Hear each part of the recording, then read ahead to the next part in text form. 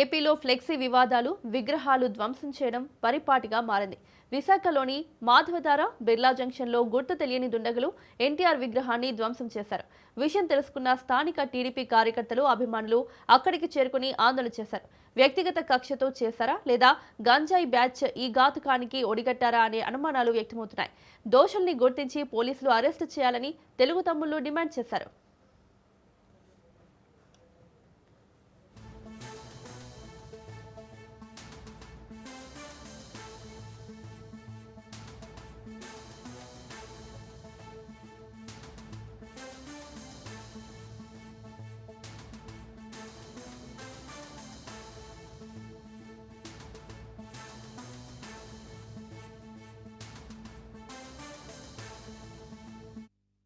ఈరోజు కొంతమంది ఆకతాయిలు ఉదయాన్న ఎన్టీ రామారావు గారి ముక్కుని అవన్నీ ఎరగొట్టడం జరిగింది.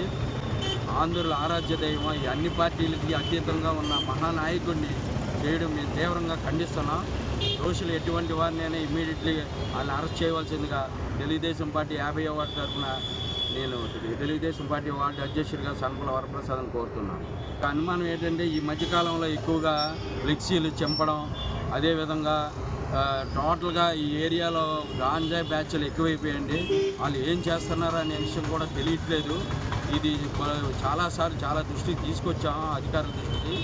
ప్రజెంట్ టోటల్గా డ్రగ్స్ మీద ఉండి వాళ్ళు ఏం చేస్తున్నారో తెలియని మత్తులోనే ఇవి జరుగుతున్నాయని నేను అనుకుంటున్నాను.